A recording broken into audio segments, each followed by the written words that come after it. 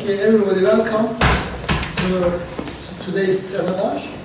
We are going to listen to Francis. Francis is someone I know for some time, and I worked with Francis. I know Francis' work, it is about political economy, and he produced a very interesting, very original thesis about political economy of the housing market in Ghana. In the politics office. So Francis at the moment is a senior lecturer at London, East London University of East London.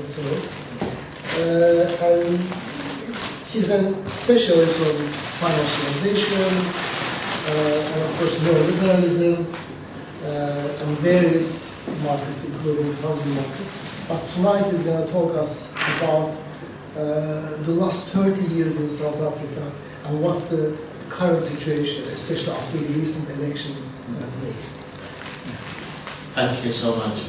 Thank you, Boateng. Boateng was my external examiner for my PhD, so yeah, I've worked with him for a long time now. So I'm happy to be here. This is my first time here, and I'll be coming often from today. So South Africa, 30 years after. So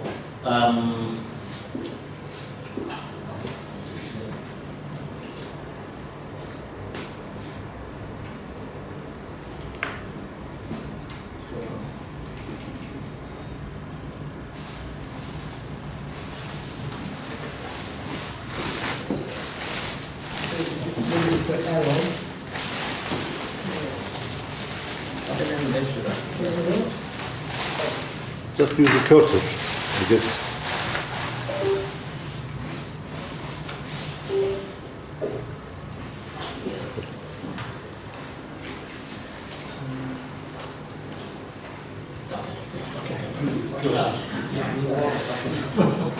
I just clicked on it. yeah, I got a pointer, so I thought I should work on it. Okay, so I'll talk through this, a bit of introduction, and then talk about ANC, the democracy in South Africa, and then the key challenges that they face and what I propose as the way forward. So South Africa has basically made progress. Obviously, I'll show a lot of data that shows that they've been moving up in terms of political stability, growth over the last 3 decades. And I hope you all remember the historic transition in 1994, led by Mandela. And that dismantled institutionalized racial segregation and established a democratic government grounded in principles of equality and human rights. And the key thing is that 30 years now, or 30 years from Mandela's time, the country has faced numerous economic challenges that have impeded its development. So as I said, this is what I will be talking through today, and then present some data to support this as well. And as we all know, I mean, the pandemic, and before the pandemic, there were already issues in South Africa in terms of unemployment, and then inequality, which has always been there. So it was like a tree that was about to fall, and then a strong wind just came around. So before the pandemic, South Africa's economy was already growing slowly as unemployment continued to rise. And the country world record inequality that continued to widen as well. So the pandemic triggered a massive economic slowdown. And just like everywhere, severe lockdown measures intended to limit the spread of the virus resulted in reduced economic activity. And that added up to the already unemployment that was there. So the country's economic revival, and I think just like many other places after COVID, has been slow and bumpy. GDP growth in 2022 was just 1.9%. And last year, the economy grew by just 0.6%. So an economy that is not expanding, and birth rate is also increasing, obviously resulting in massive unemployment. So some sectors are doing quite okay after, so the finance and transport industry, although there's a lot of bottlenecks in the transport sector, have shown resilience and growth. Most others continue to struggle. So almost all the other sectors, with the exception of very few, are struggling to have some growth. So the underlying structural challenges hamper inclusive economic growth and exacerbate social and political pressures.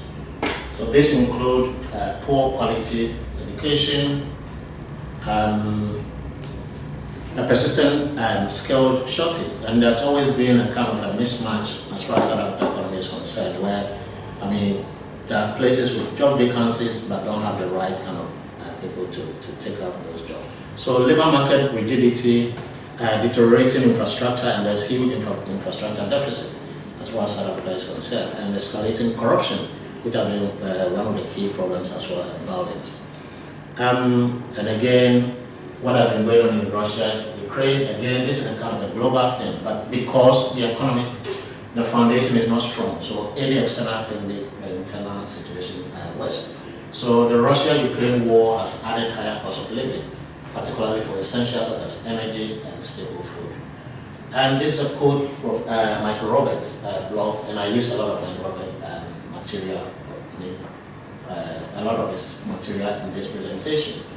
So in 2019, when he was assessing South Africa's economy after the election, he said the majority have not seen any startling improvement in their living standards. Education, health, and public services, we haven't seen much improvement in that. Indeed, for many, particularly young blacks, things are even worse.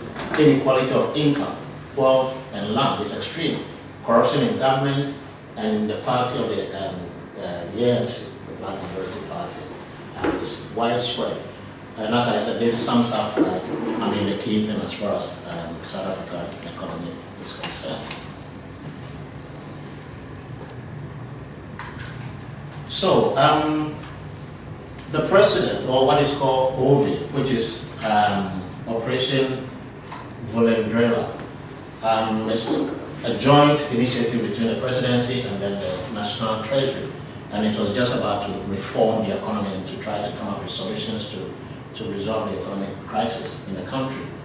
So through the newly established unit OVI, the government embarked on a series of reforms to open key markets to greater private sector participation, including the energy, which I will talk a bit about because they've got kind of power outage from time to time that affect the whole economy. So including energy, logistics, and other network industries. The key thing is whether these reforms will be, start or speed up under the new coalition government remain to be seen. But I think it's more likely that because Democratic Alliance is kind of center-right party, so things going to the private sector, I think they're more likely to support that.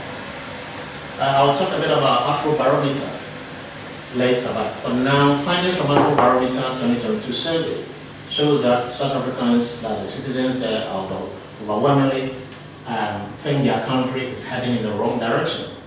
So fewer than 2 in 10, actually it was 1.7, so 17%. 1 and 2 in 10 citizens say their country's economic condition is good. And only about 1 in 4, about 25% think to improve. They expect things to improve in the near future. Large majority of the citizens give the government failing marks on their economic issues. And I've got some data that I will use to show that. But I just decided to put this SDG as well, which again will sum up situations as far as South Africa is concerned.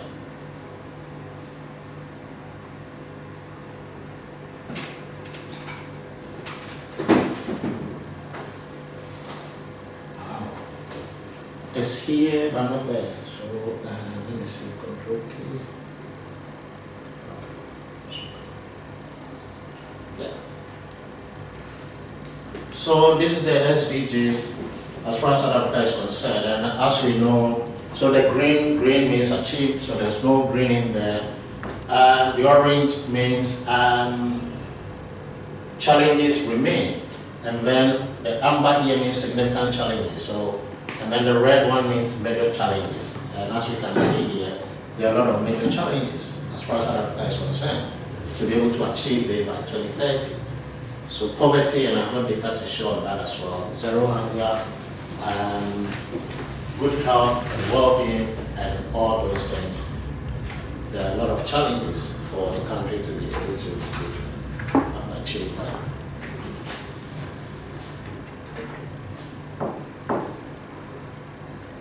So in terms of ranking, out of 166 countries, South Africa, based on how well they'll be able to achieve, they are 115, 115 out of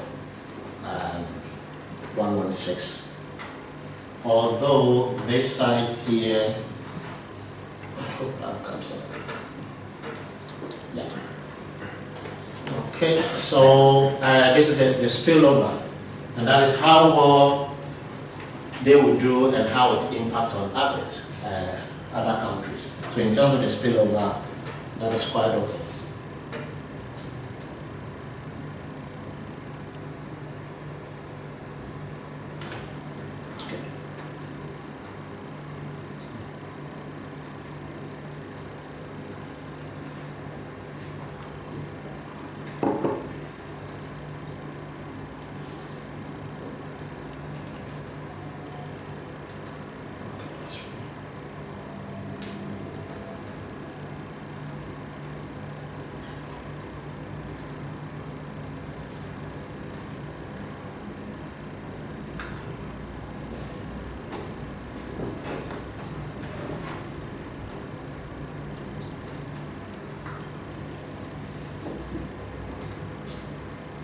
Right, so in terms of democracy, both ANC shall vote since '94, which will come up very soon.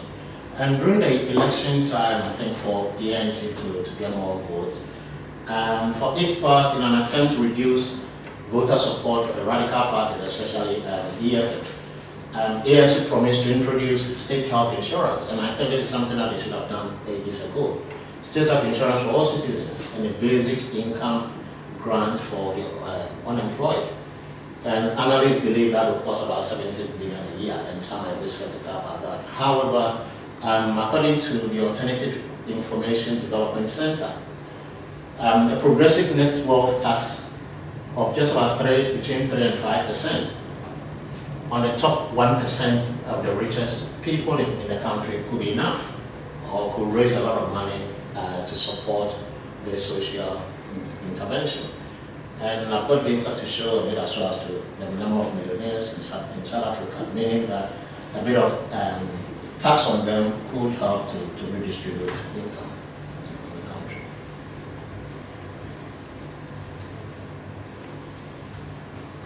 So as we know, since '94, ANC has been the largest party as far as South Africa elections are concerned. And so from 62.6% in 1994, and then up to 2004 is where they hit, that's 70%, 69.7.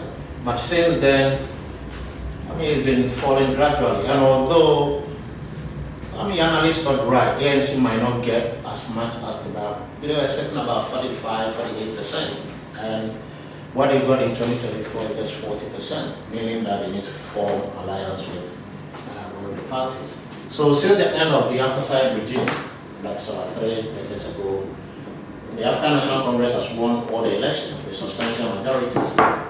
So the ANC obviously lost the outright majority for the first time this year and sealed a power sharing agreement with the Democratic Alliance to form a government of national unity.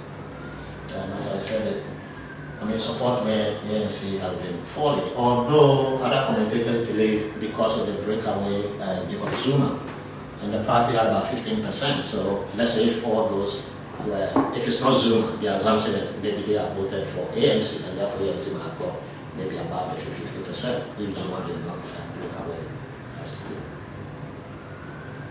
did. So growing challenges affecting the ANC popularity, and as we saw from there, we saw they normally when they're in power for long as well, they might not be able to satisfy as many people. So we saw a decline in their popularity. So South Africans are battling issues of various issues concurrently. And one of their main concerns is unemployment and job security. And just last month, that is in May, a survey conducted in 29 countries worldwide found that South Africa had the highest share of citizens who were worried about unemployment, 67%.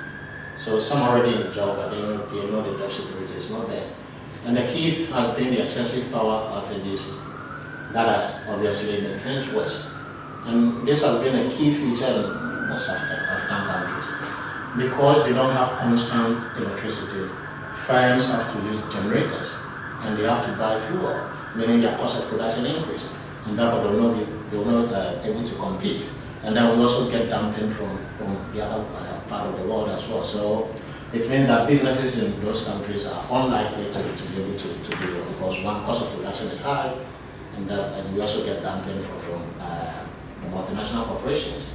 So obviously as a customer, we look for where your money can go far.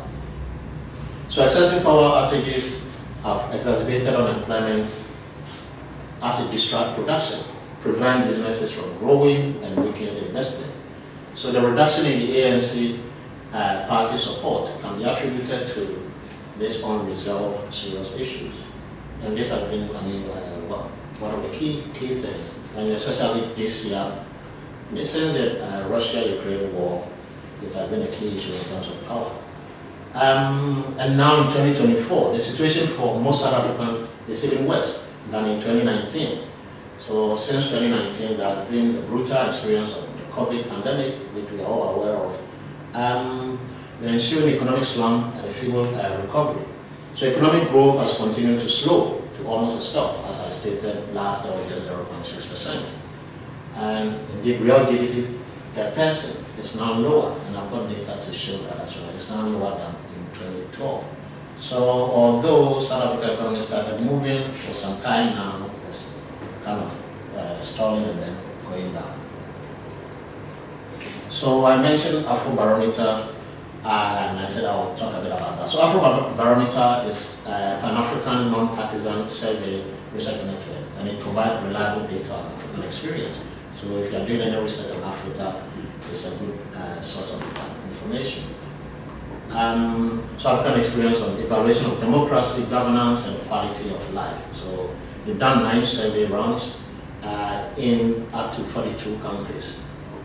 Have been completed since 1999. So round 9, which is the latest one, cover 39, including South Africa. So Afrobarometer's national partner they conduct face-to-face interviews in the language of the respondent choice. So you get a sense of what is actually going on. So it's a good source for African research. So using Afrobarometer data, when they ask South Africans the overall direction of the country, and we could see that. So in 2011, it was a kind of 46% a year, the country is going well, 46% a year, the country is not going well. But as time goes by, we see the divergence. So over the past decade, South Africans have become steadily more pessimistic in the assessment of the country's overall orientation. As of 2022, more than 8 in 10, which is 83%, you can see that 3% say that the country is heading in the wrong direction, whilst only 14 says, as obviously depends on your personal situation or personal circumstance when they ask you whether the economy is going well or not. If you're not getting anything from it, obviously it means it's not going well for you. If you're benefiting from there, then it's going well for you. So only 14% see it as heading to the right direction. And this marks a significant departure from 2011, when optimists and pessimists could be found in equal measure. And the World Bank assessment also have been support-based. When you see the power outage means that unemployment will continue to remain high. And if unemployment continues to remain high, poverty and all those things also continue to remain high.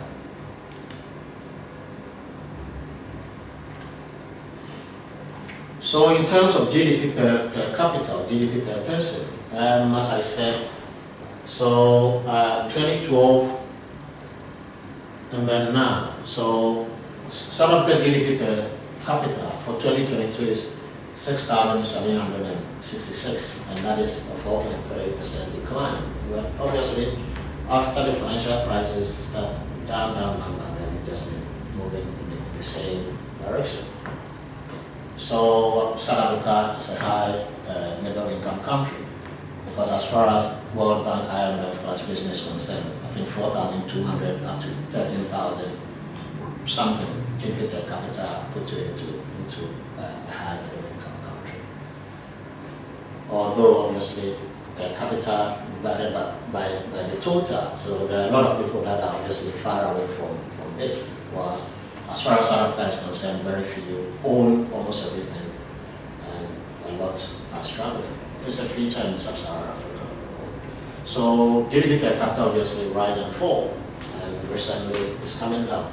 And from the look of things, with unemployment rising, with power issues and all those things, we now expect this to continue to fall, unless some proper intervention comes in.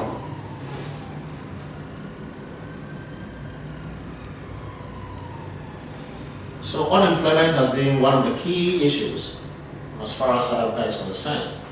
So South Africa has consistently struggled with high unemployment rates, particularly among the youth. Structural unemployment, as I said earlier, on the mismatch in the labour market remains a major challenge, with a significant portion of the population lacking the skills required for the available job. And this is because of lack of equal access to quality education as well, which I'll touch on again later.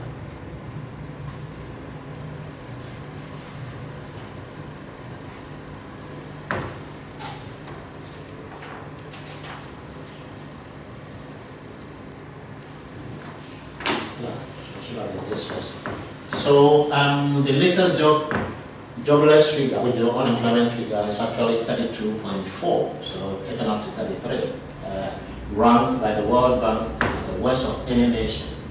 And among the young people, this figure here is from 15 to 34, 46%. If you reduce it to 24, it's about 62%. So if you take unemployed among the youth between 15 to 24 years, the rate is about 64%.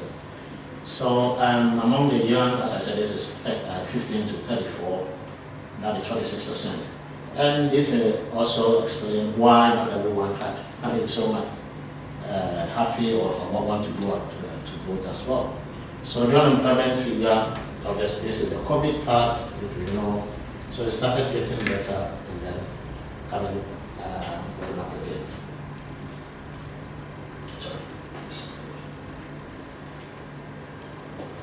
So manufacturing output is contracting in South Africa, and this is manufacturing in billions of US dollars, and then manufacturing share of GDP.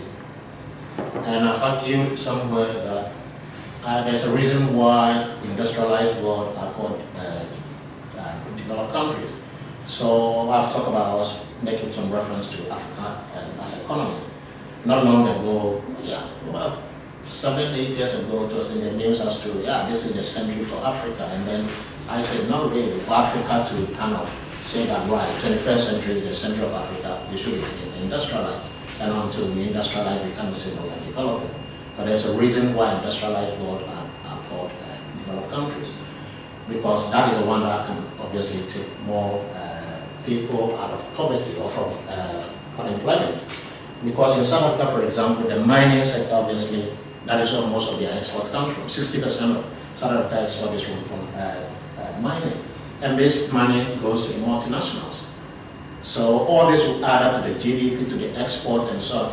South Africa trade balance is not that bad. I mean, trade balance obviously is widening. It used to be 1.6, and it's not just above 2. So not that a big problem, but the export money is not, it doesn't stay in the country. So manufacturing share of GDP has declined from 21% in 1994 to 12%.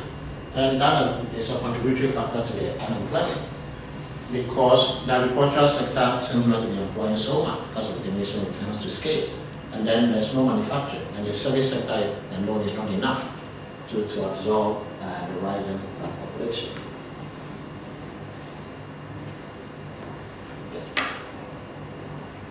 So Human Development Index, again, so what I did was try to get some measures and then test it on South Africa to see how it's going. So in general, life for majority of South Africans has worsened since 2019. So the World Bank Human Development Index, which measures key factors like life expectancy, health, and the quality of health, education, etc. South Africa HDI has dropped, and as you can see there, it's still high. I mean, this is 0.71, because 7 above is good. And as I said, if South Africa in general has made some improvements. So this is from 2000, and that was 0.63, and then just move up. So it was doing so well.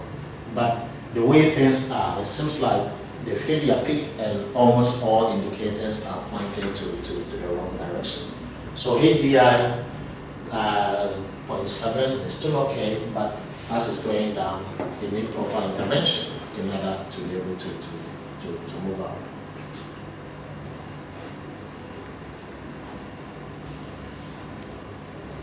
So economic disparity.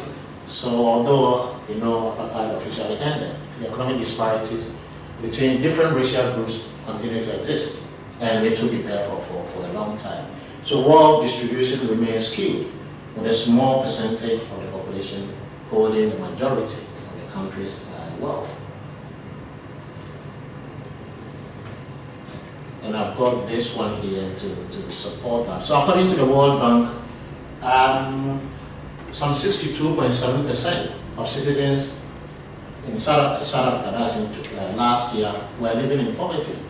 Although the national poverty rate is 20.5, which is using the $1.9, well, $1.9. But South Africa being a high middle income country, using the £5.20, this is the poverty rate. So according to the World Bank, some 62.3% of citizens were living in poverty in 2013 when using the upper middle income poverty line. But as I said, if you use the international poverty line, the poverty rate is 20%, 20.5. So progress on extending access to basic services such as water, electricity, and refuse collection has stalled. Vulnerability to hunger has increased since the pandemic. And again, World Bank estimated that 12.9% of the population was at risk of hunger in 2022, despite the expansion of the social program. So there are serious issues as far as South Africa is concerned. Wealth inequality is higher than income inequality, with estimates showing that the top 10% of South African population hold 71% of the wealth. So the top 10%, so if you use the Gini coefficient, we're going to give you a number that shows high inequality. So the top 10% hold 71% of South Africa wealth, whereas the bottom 60% holds only 7%. And if you compare this figure with OECD countries, it's 50 and 13 respectively. That is top 10% hold about half of the wealth in OECD, and the bottom 60% hold about 13%. But as far as South Africa is concerned, top 10% hold almost 2/3, 71%, and then the bottom 60% hold 13%. So no other country in the world, although India can come close, no other country in the world can compete with South Africa's inequality of income and wealth. That I said, Just a question. You say 10%. How much is of that percent is white? Oh, that's an interesting one. Yeah, yeah. It might be something that maybe I need to. I don't know. Could be maybe I don't know. In my own thinking, majority, obviously. Yeah.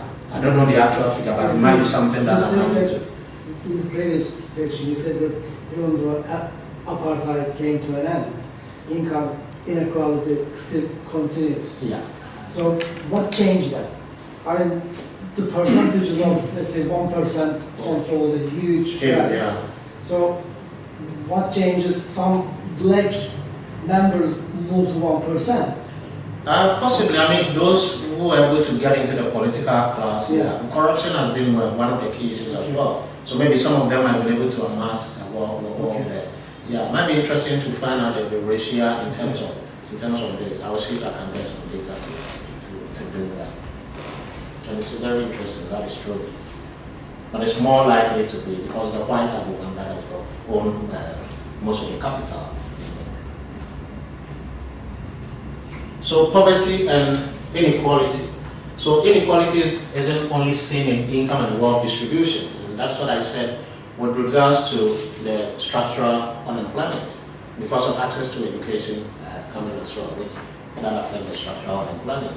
It's also manifests itself in unequal access to opportunities. So quality education or good education, health and jobs, and regional disparities. So when the HDI is adjusted for inequalities of income and wealth together with all those, South Africa looks even worse. And that is, so the HDI 2022, 0.71, 0.72. But if you adjust it to all other things, then this is the Human Development Index. And as we know, the closer to 1, the better. So when South Africa was 0.72, closer to 1, if the HDI is closer to 1, the better it is. So if you adjust it and become 0.46, then it means that there's wide inequality as far as South Africa is concerned. So the World Bank reduces South Africa to the level of India.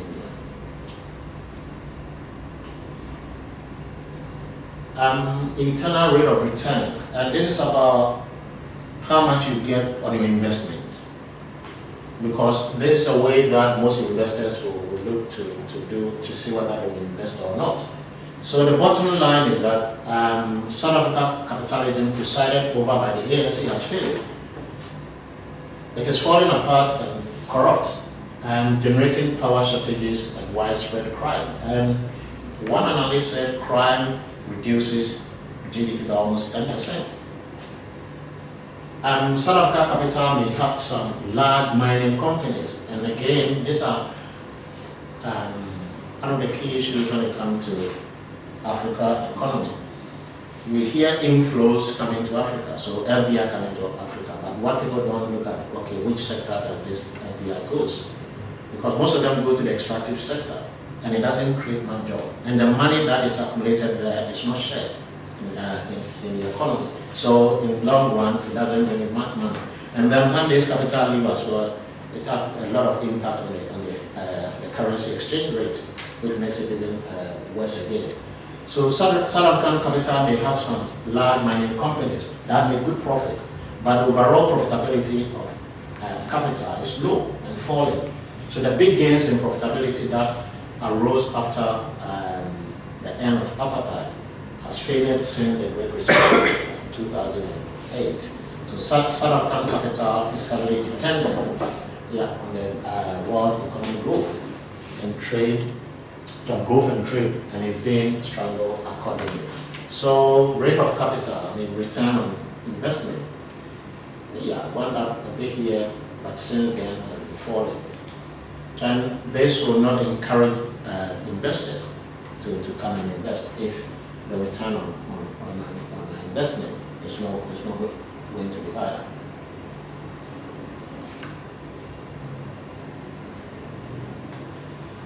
So concentration of wealth, and this is what I was talking about earlier on with alternative information and development. When ANC promised that, right, if you're able to win power, then they will give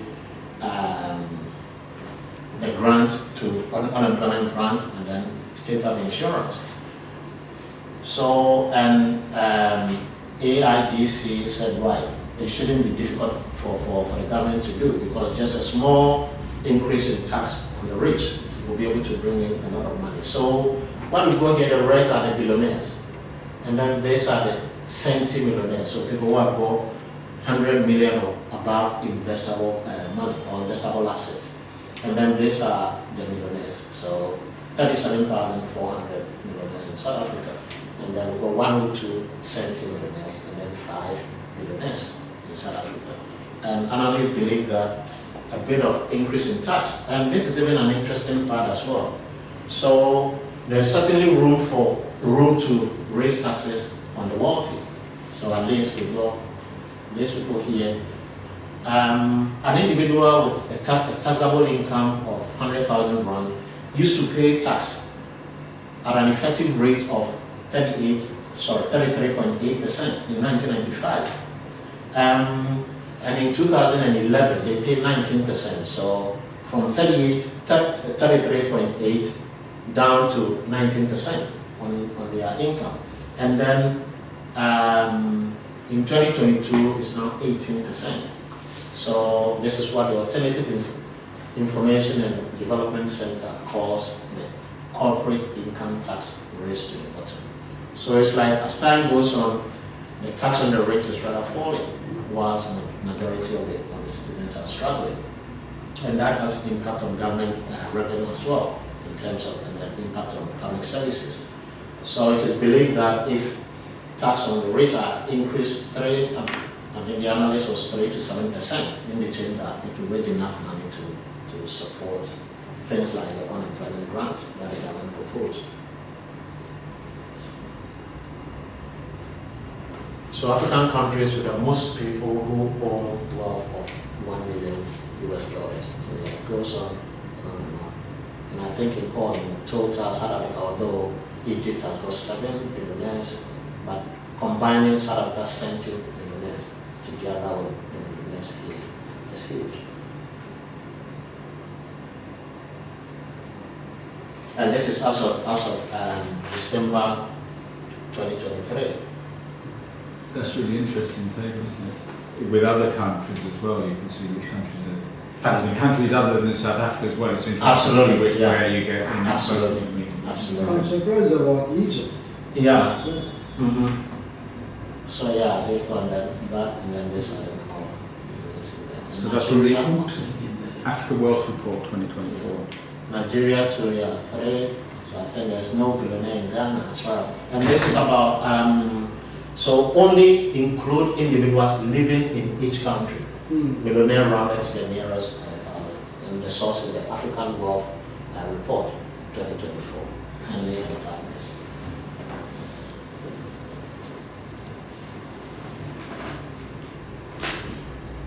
So this is from Afrobarometer. And they ask people about their personal conditions. So countries' economic conditions and personal living conditions. So fewer than 2 in 10 South Africans, which is 17%, describe the country economic condition as fairly good or very good. And that is, so only 17% with the green bit there. While 71%, so here, characterize it as bad. So they describe the conditions in the country as bad. So concerning their personal living conditions, citizens are slightly less negative. Obviously, you can see that here. So yeah, this number is a bit better, although 45% and 38. Yeah. So almost 4 in 10, but 38% found their living situation agreeable, although a larger proportion, 45, say their living conditions are fairly bad or very bad. And this is from Afrobarometer. So current economic conditions.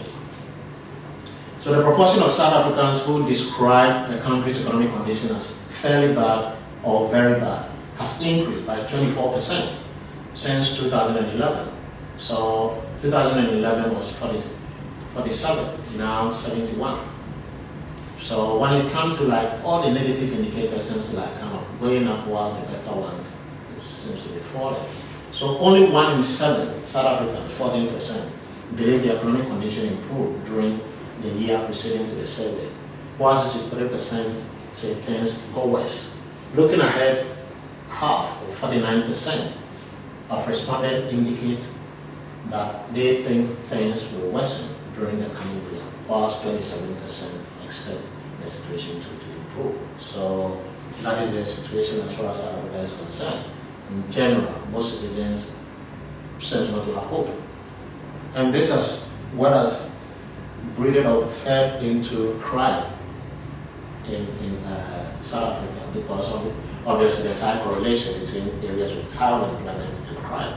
And because a lot of people haven't got job, crime in South Africa is very, and that kind of, so it makes it harder as well, so it goes round and round.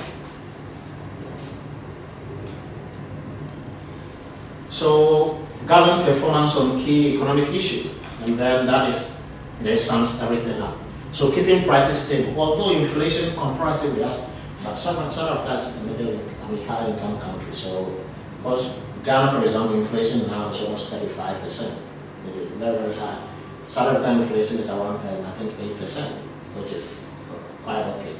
Although, because of COVID and then the war in, when petrol price and others increased, the inflation went up as well. So most citizens think that is one of the key things that government need to work on. So South Africans are likely to be satisfied with government performance on key economic issues. Most lament its failure to control inflation, create jobs, address income inequality, so all the percentages are there, and manage the economy effectively. So while negative assessment of the government handling of the economy are widespread across various demographic groups, they are especially pronounced among the middle-aged. So those middle-aged people are the ones that come up. And the poorest, so the poorest, 85% of them think government is not doing well. So residents of the Eastern Cape, 91% are more critical of the government economic management than their counterpart in other provinces. So the poorest part, obviously, are more critical about the government performance. So again, this is from, so government performance on key economic issues, South Africa and the Soviet times.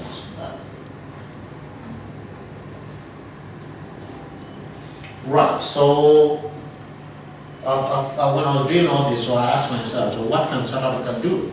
I mean, now we've seen a lot of issues or problems that is going on there, so what can they do? And in my view, if South Africans are ever to get their economy working again, I think they need to move away from the neoliberal financialized capitalism arrangement and use industrial policies. So they need to support research and development, technology and innovation policies. And they need to subsidize credit as well. And although this sounds a bit controversial, I think trade protection in, your specialist kind of industries. And this has been done everywhere.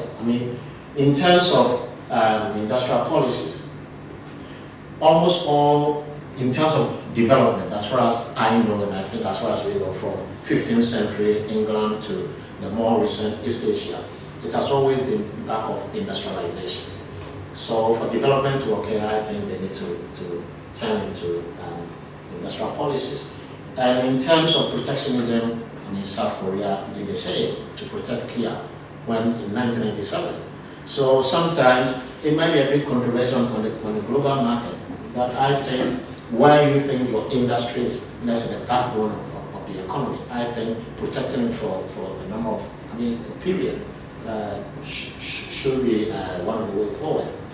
As I said, South Korea did, England did, and yeah, it tells you after some time, now Kia is a kind of a global competitor. 1997, Korea government banned importation of all saloon cars coming to Korea just to protect Kia, and now Kia is a global competitor. So I think it's doable, although now it might be difficult. With IMF and the World Bank and all those. So I think this is the last but one. Yeah. So South African macroeconomic policy framework must ensure that it can respond to short-term shocks and longer-term trends in a dynamic and uncertain global economy, whilst managing the deep social and economic consequences of the country's core challenges of unemployment, which is a key part. But I feed into this too. So unemployment, poverty, and inequality. And I said, we should remember the words of Mandela. It's possible. So it always seems impossible until it is done. So although most of the indicators show less hope as far as South Africa is concerned, it is still possible.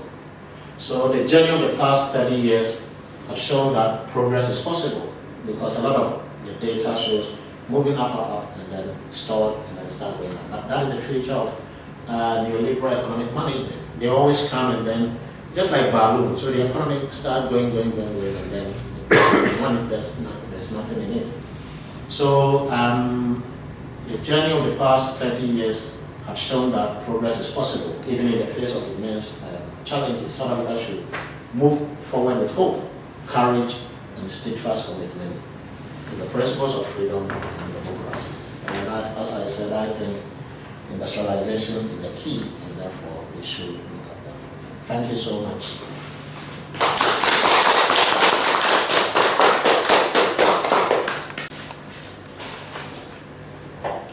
Any questions, comments? Nick, you seem to be ready.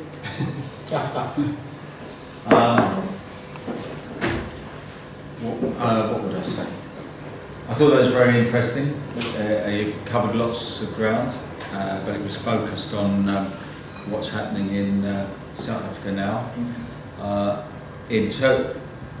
After the end of apartheid, the ANC did have a it's the RDP, was it? Reconstruction and Development Plan, which but they abandoned that for a more neoliberal approach after a few years.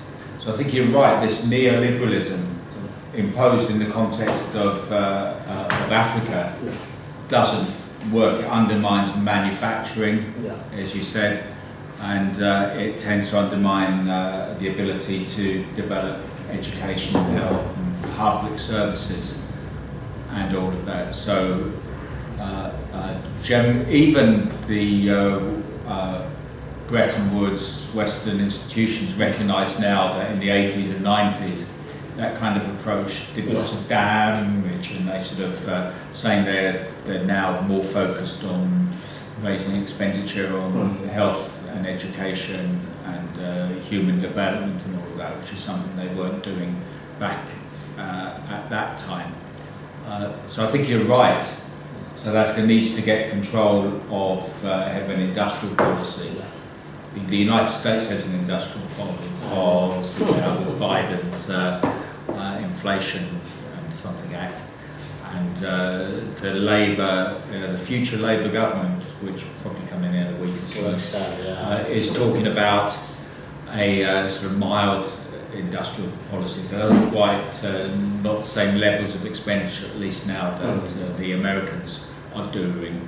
So somewhere like South Africa, I think you're absolutely right, needs to be able to enact those kind of policies itself. Otherwise, the countries that already are wealthy are protecting their own industries and taking steps to make sure that they bring industry back home to the continental United States and to Western Europe and so on. But Africa and South Africa are left with a continuing reduction in the level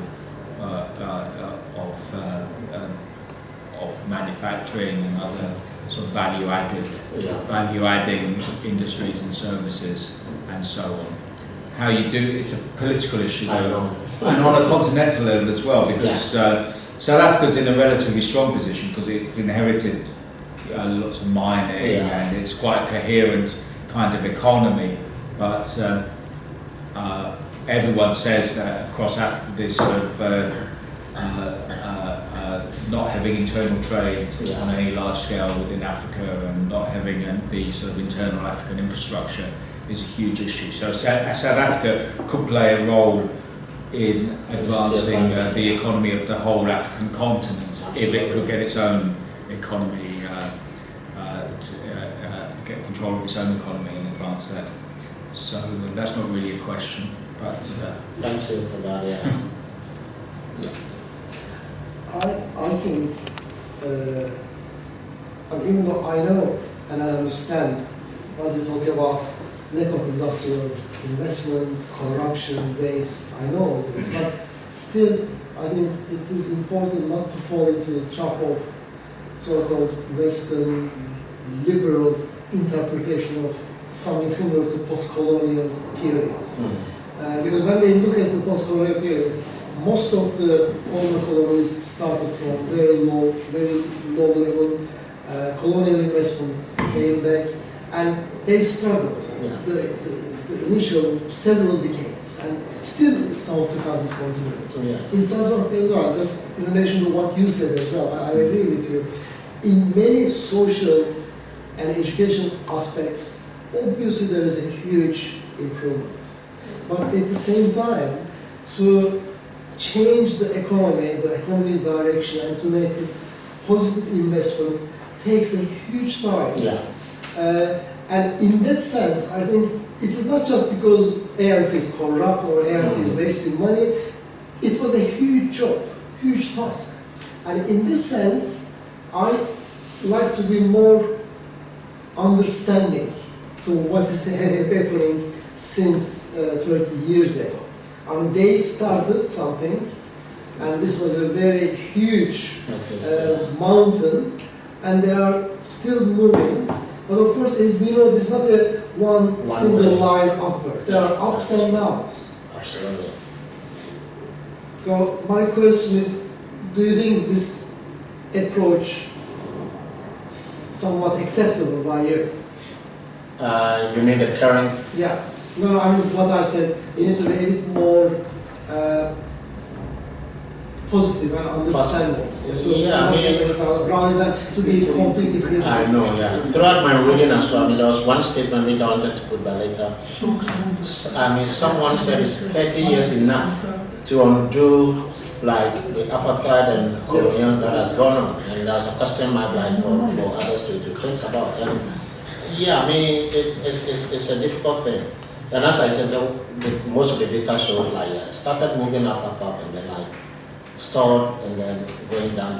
So it's very difficult to based on the current situation. I mean, the data that I've seen, I think they might need some intervention, because if not, looking at especially the power issue, electricity issue, that alone seems to be costing the nation a lot, because industries cannot function. That's that they need to buy generators, they need to buy diesel, so their cost of production increase. So based on this, they will not be able to employ a lot of people, and that kind of move round. So with less people, I mean, people don't have money, even what is being produced, they cannot buy, and it becomes expensive as well. And the international, dumping is also one of the key things in sub-Saharan Africa. So it means all the money go back again. The little money that is being generated go back, because most of the multinational corporations, especially in the mining sector, the money doesn't stay there. We see inflows coming in and then it goes out. So South Africa export, the extractive sector account for 60%, and very little goes to the government, apart from let's say export tax or whatever, in terms of the revenue, because they are all from multinational corporations, and very little money come back to or recycle.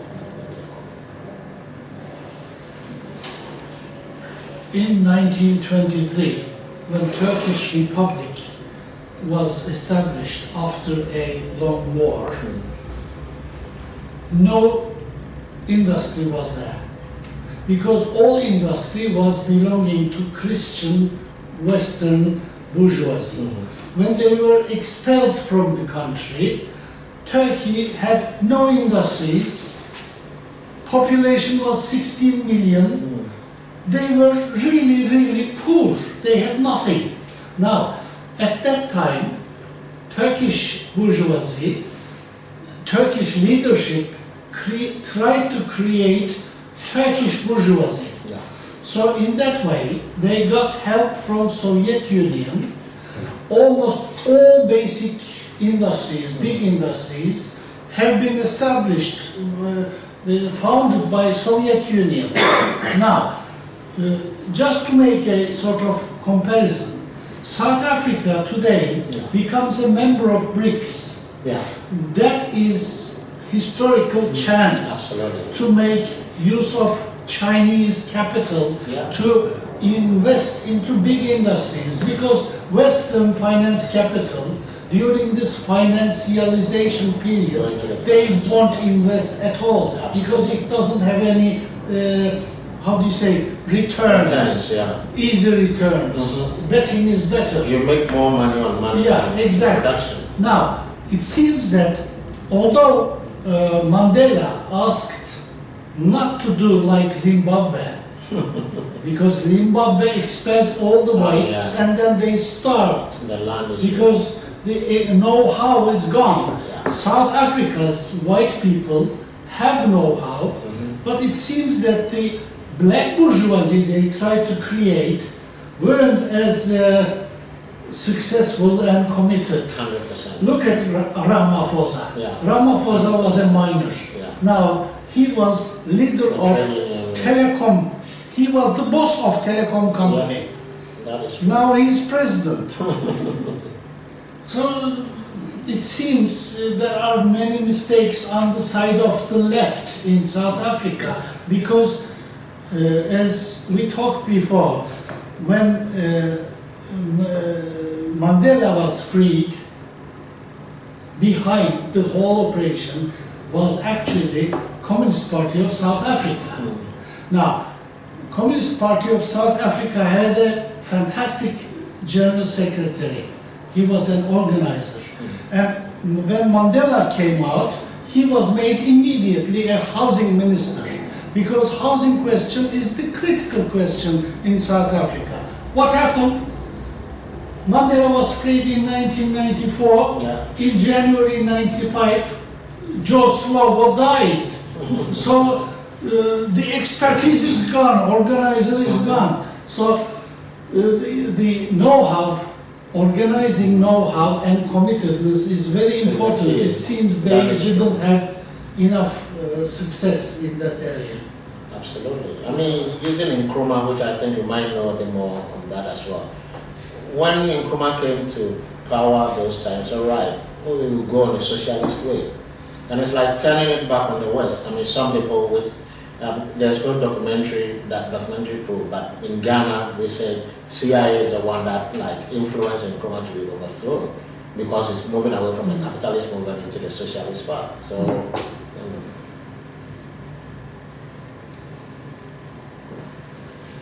Could you say something about the symptomatic rise of the Democratic Alliance and how you think that they might push the country now that they've got some power?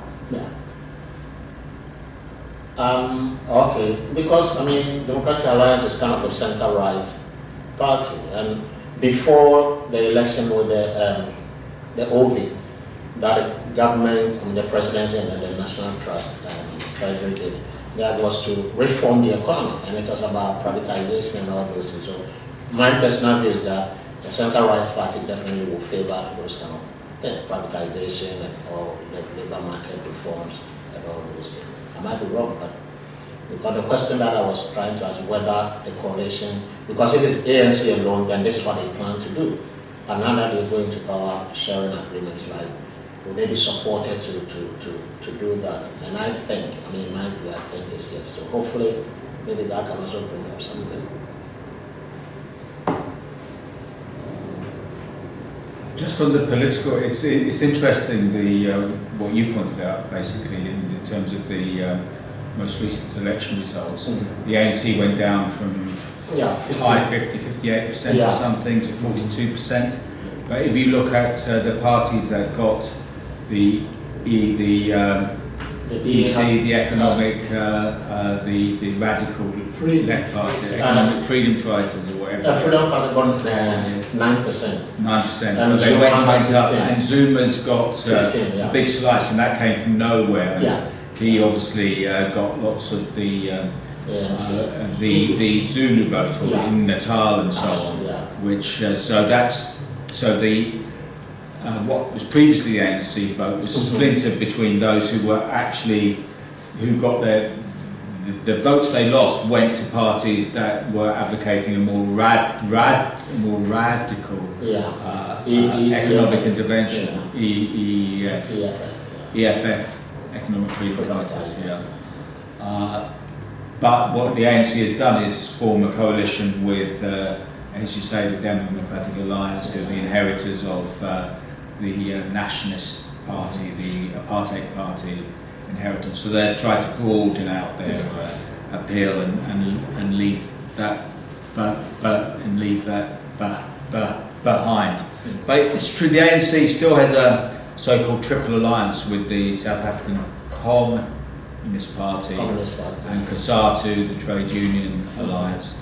So I've not really been paying attention, but I wonder what their response to this has been over the last. So there'll be lots of arguments going on within the ANC's ranks about the policies that they ought to adopt.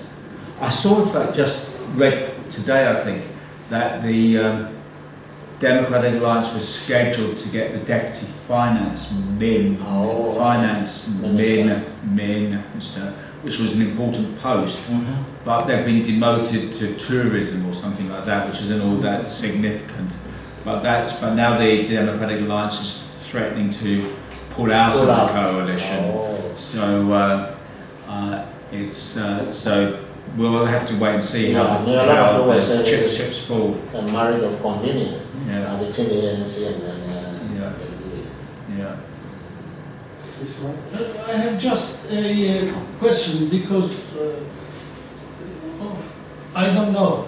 What is the religion of South Africa in general? What's the balance of religions? Christian. Christian, but And I don't know the proportion. is everybody Christian. Orthodox or Catholic or Protestant? And what is the weight of tribal politics in South Africa? It's a huge country. Yes. There must be, for example, EFF. Yeah. Which tribal groups they are? EFF is like reform. It's like, you know, the protest, and they've got this kind of radical seize the land from the white and then all those things. So they've got that kind of, should I say, I don't know what to use radical. It's like the workers' party. Sort of, party. I have some friends. Maybe you should say Banana is George nationalist. Yeah, we went to a meeting that the workers' party were at, and we were a bit disillusioned with I have some friends from Zimbabwe, and there are lots of Zimbabwean foreign people in South Africa. They are horrified, they are terrorized, they say. What is the situation about? You mean the xenophobia? Is that? Zimbabweans are being Nigerians as well. beaten. It was, what about 2 years ago, last year, that's what that was going on. I think now it's a bit under control. It all comes down to, just like this country as well. When people don't have job, obviously, if you don't have job and you see like a foreigner with a job, then you like they're taking our jobs. So it's that kind of, because South Africans don't have jobs, and when people migrate, you know, they do everything to survive. So you might see a migrant, maybe Nigerian, doing something, you say, right, why South African, I don't have that.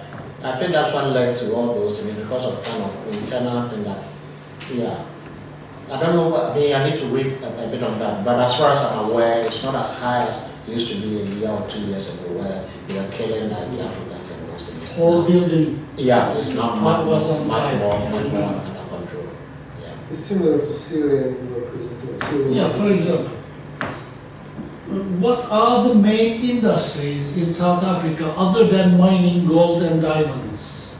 What is it What is South Africa the country has? good at? And if you do this, it comes to mining. I mean, the extractive things is what comes up. They still have some industry, but They used to make cars. I think they still make some cars. Are they self-sufficient concerning food, for example? not really, no. Do they have small and medium-sized companies mainly? In general, yes. Yeah. I mean, they still have the multinationals, which kind of dominate, but they still have, and most part are kind of subsistence. Yeah, mostly in poorer communities. The South African companies that have a Pan-African presence as well. Yeah, that's right. In mobile ShopRite and all those. and ShopRite and Yeah. shops and all of that. Yeah. And MTN, that's MTN, yes. MTN. Yeah. MTN. Especially in Africa, that's a kind of major mobile network. It's Woolworths from South Africa as well. Woolworths. Oh, Is that South African? I don't know. Yeah. No, Is that that- used to be here. No, it's a different Woolworths. Oh, okay. Yeah. I don't know. It's very expensive in Ghana, man. Very expensive. Oh, okay. Can't shop there. Yeah. I mean, yeah, South Africa has got capital in Africa, most like in Tanzania, Nigeria, Ghana, yeah, but there are banks and others as well. Do we have a percentage of I understood. rural population vis-a-vis urban population? Yeah. What is the weight of the workers? What is the weight of farmers and peasants or shepherds? Is it wheat farming or is it only like Botswana, only meat? Yeah, this might be something like that. So, I mean, the population is about 60 million, but I'm not sure about the rural urban. But nowadays in Africa, it's rural urban migration, so that is kind of, and that's what has led to a lot of slums in the urban centers. So, I will not be, how would I say the urban population might be higher than the rural ones. The population distribution.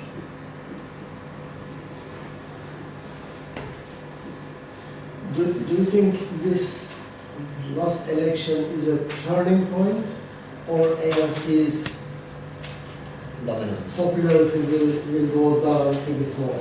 Right, I thought about this, and I think it might depend what they do, obviously, in the next 5 years. So, if things are able to turn around, because it seems to be popular, obviously, and as I said, which I think is true, if it's not Zuma, Jacob Zuma party, maybe, I don't know, the 15% that went to Zuma, more likely they would have stay with ANC. So, if they're able to only do things well for unemployment to reduce, which will lead to a reduction in poverty and all those things. Hopefully, they might be able to turn things around. But as it stands, if you continue as it is, maybe people might want to test another one to see.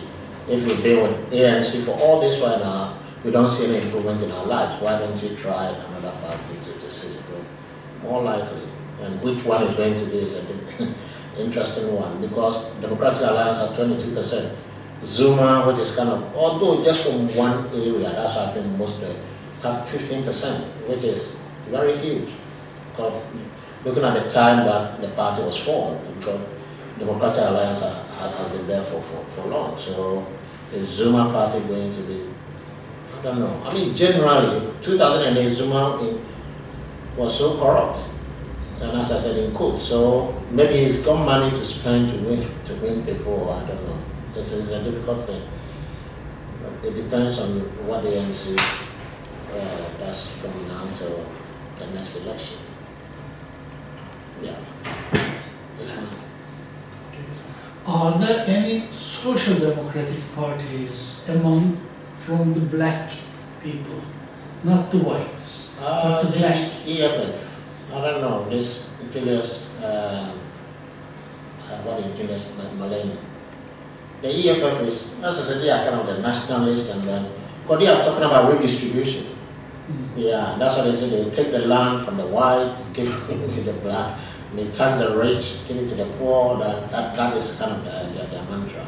So in terms of, It's a very dangerous mantra. I know, yeah. It can lead you anywhere. Yeah. I'm hoping maybe this can also be a kind of a wake-up call for ANC. Or maybe they've taken things, people will still continue to vote for us, even though we are not performing. But maybe this might be a wake-up call for them. I think this is what I heard. I heard from my former student who's living behind us. He sent me after the election all the figures. And then I asked him the same question. I said, do you think the ANC is going down like this? He said he's expecting that there will be some changes within ANC leadership and the direction. And ANC probably will be with us for a significant amount of time as the leading party again. Because ANC is the original support still there. And they've been dominant as well. So. But some others were saying, right, maybe the sympathy or whatever from Mandela is now moving away. Because a lot of people in that personal analysis of right, people still continue to vote for ANC despite them not doing well because of Mandela and all those things. And now that kind of feeling is winding down.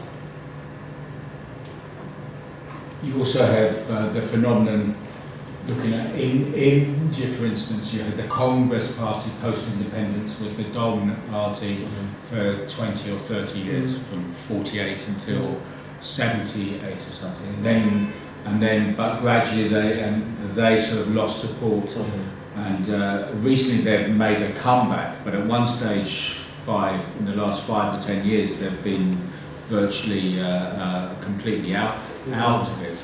So that doesn't mean the same thing will happen in South Africa, but it's possible for new political forces to come to the fore. I'm just looking at the results here, you're quite right, the freedom fighters actually lost a little bit, lost 1% or so of support. So the shift from the ANC was entirely to this new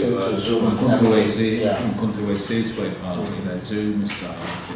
So that was it was him splitting that lost the ANC their support.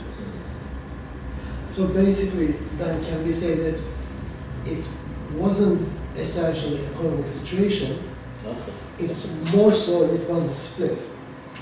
If ANC if the split didn't happen, then probably ANC would still have achieved the previous result. Absolutely, Because if you add Zuma's 1 to 15 to 42, more than 57, which is equal to what we had in 2019.